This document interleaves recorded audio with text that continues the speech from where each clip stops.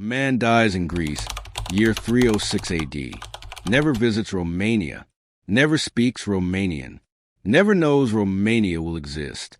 Flash forward to 2024. Romania, October 26. Millions flood churches, all celebrating him, a Greek man who died 1,700 years ago. Why? How does a Greek martyr become protector of a completely different country? This is the final story. The impossible journey. Before we finish this journey, if you've been following this series, hit subscribe. We're 100K truth seekers strong. Comment where you're from.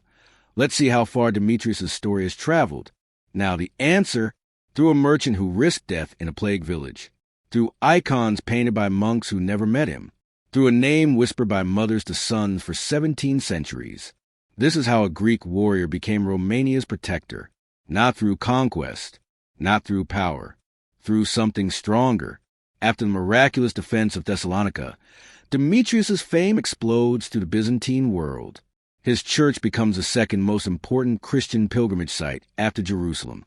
But how does he reach Romanians? Year 720. A Greek merchant, Paul, travels north, carries goods, silk, spices, wine. But in his luggage, hidden something precious, a small bottle with myrrh from Saint Demetrius' tomb. He traveled for weeks, dangerous roads, high mountains. He reaches a Dacian village in the Carpathians. His plan: trade, leave quickly.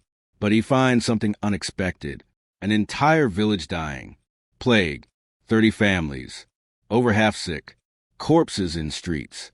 Nobody comes to help. It's contagious. Paul could leave, should leave. But he remembers the story. Demetrius didn't run when there was danger. He decides. He stays. He takes out the bottle, goes to the first house. An entire family feverish. "Do you trust?" he asks them. The father, Dragos, looks at the bottle. What is it? Holy oil from a martyr who died for others. Saint Demetrius. Dragos doesn't understand everything, but he's desperate. Try it. Paul applies the oil on each sick person's forehead. He prays, goes to the next house, and the next, all day. The third day, fever drops in the first patients. A week later, the village is healed. Everyone. 0 deaths after Paul arrived. People ask, who is this saint who saved us? Paul tells them the story. Demetrius, the Roman commander, the secret faith, the martyrdom, the miracles. Dragos listens and weeps. He's like us. We also live under great empires. We also must hide who we are. We also must choose survival or truth. Paul leaves the empty bottle in the village. Keep it. Remember that God doesn't forget the powerless. Demetrius reaches Romania through an act of love, not through armies, not through books, through a man who chose to stay and help. Centuries pass. The story spreads. Byzantine missionaries bring icons, manuscripts. Bulgarian monks build monasteries and speak about Demetrius. But why do Romanians adopt him so deeply? Because they see their own history in him.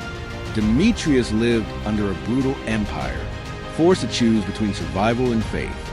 He chose faith and paid with his life. Romanians for centuries live exactly the same thing. Under Ottomans, under Austrians, under empires that come and go.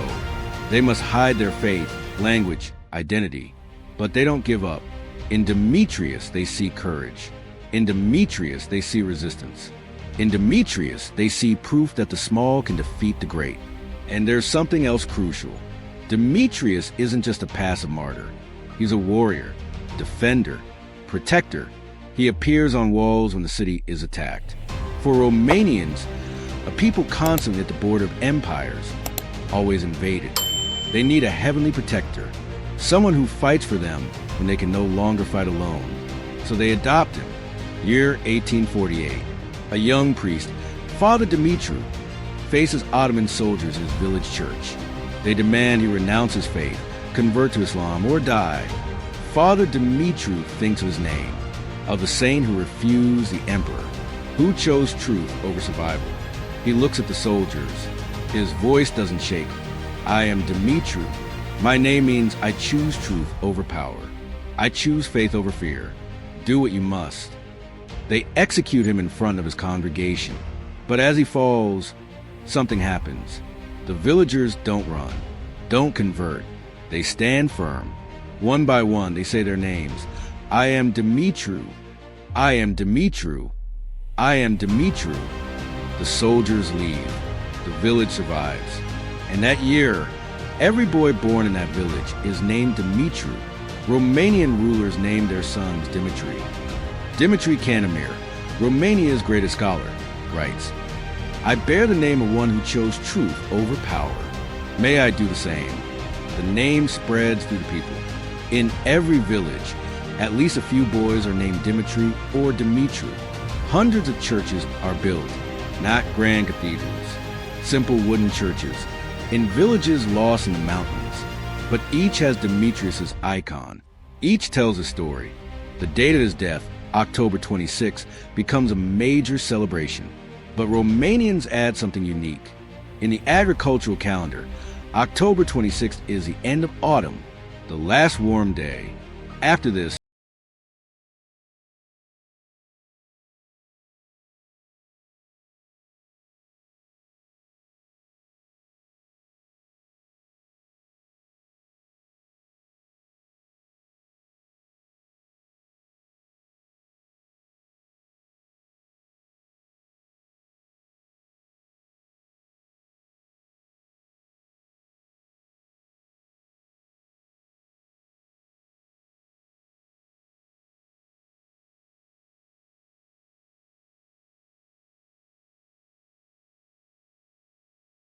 times. In homes, traditional foods are prepared. Colic, special round bread with braided edges, symbolizing eternity. Red wine, representing martyr's blood.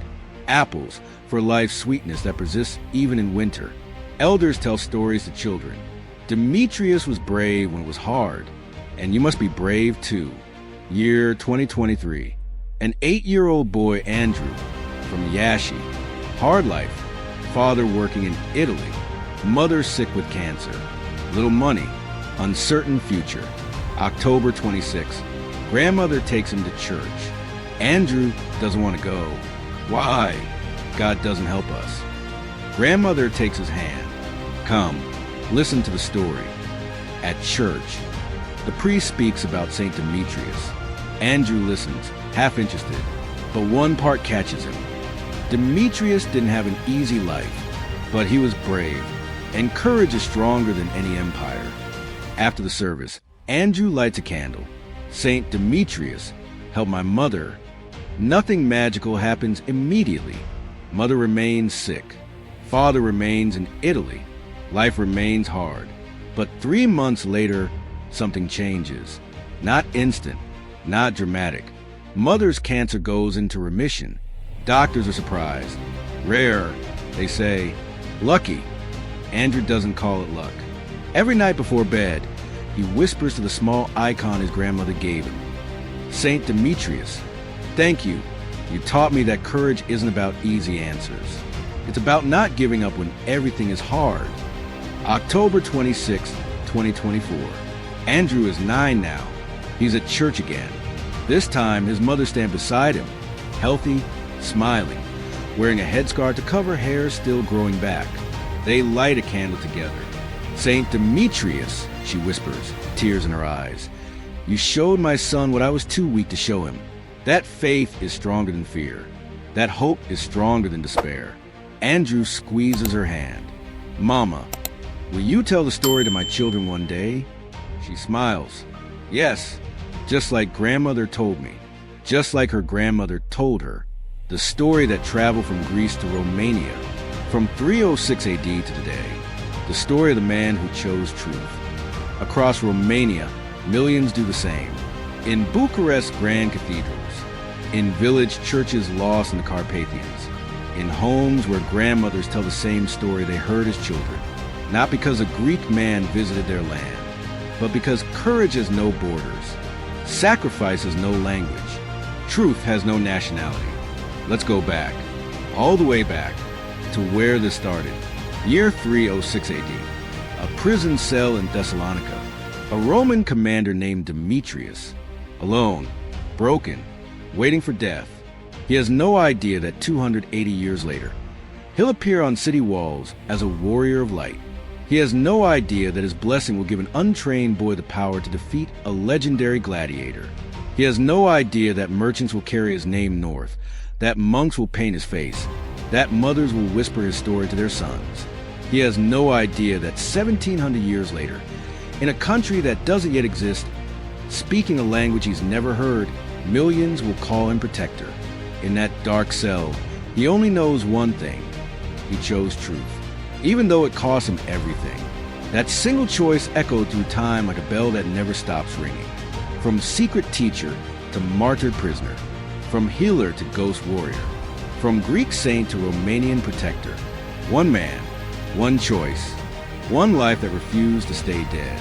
Saint Demetrius never visited Romania, never knew it would exist, never spoke Romanian, never commanded Romanian soldiers, never blessed Romanian children. But 1,700 years later, millions light candles in his name. Why? Because real courage transcends everything. Geography, language, empires, time itself, even death. The Roman Empire that killed him? Gone. The emperors who persecuted Christians? Forgotten. The arena where Nestor fought? Ruins. But Demetrius? Still here, still protecting, still inspiring, still showing the powerless that they have power. This is the impossible journey of Saint Demetrius, a man who died alone in 306 AD, but never stopped living. His name means devoted to Demeter, goddess of harvest, but he became devoted to something greater than any god Rome could offer. And that devotion, still harvesting souls, still changing lives, still echoing through 17 centuries. From one prison cell to millions of hearts, from one martyrdom to endless courage, from one man's death to a legacy that will never die. This is the end of our story. But for Andrew in Romania, for families lighting candles, for every person who chooses truth over power, it's just the beginning. Subscribe and tap the bell icon to walk with us through powerful stories of faith and history. Thumbs up like if this episode touched you. Speech balloon comment to share your thoughts or reflections in comment section.